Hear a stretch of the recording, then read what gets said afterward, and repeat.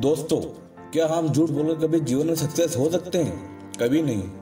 हमें कभी झूठ नहीं बोलना चाहिए, क्योंकि आप जिससे झूठ बोल रहे हो और उसको आपके झूठ के बारे में पता है, तो आप सिर्फ उसकी नज़रों में ही नहीं बल्कि अपनी नज़रों में भी बुरे और छोटे बन जाते हैं। ये कहानी है चार दोस्तों की। कैसे इन चार दोस्तों ने अपनी गलती को छुपाने के लिए झूठ बोला और कैसे उनका झूठ पकड़ा गया। आइए जानते हैं इस कहानी के द्वारा। एक बार एक कॉलेज में चार दोस्त पढ़ते थे। चारों एक ही क्लास में थे, इसलिए इनके बीच की दोस्ती काफ़ी गहरी थी। एक दिन कॉलेज में अनाउंसमेंट की गई कि कुछ दिन बाद आपका एग्ज़ाम लिया जाएगा, लेकिन यह बात चारों दोस्त भूल गए और एग्ज़ाम की एक रात पहले चारों दोस्त पार्टी के लिए बाहर चले गए।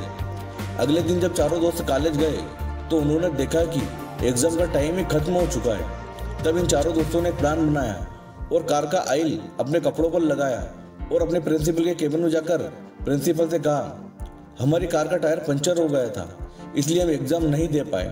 प्रिंसिपल ने कहा, ठीक है, तुम कल कॉलेज आना, कल तुम्हारा एग्ज़ाम ले लिया जाएगा। चारों दोस्त खुश होकर वहाँ से निकल गए और ये सोचने लगे कि आज तो हम बच गए। इन चारों दोस्तों ने रात भर पढ़ाई की और जब अगले दिन एग्ज़ाम देने गए तब इनसे कहा गया कि तुम चारों का एग्ज़ाम अलग अलग क्लास में लिया जाएगा।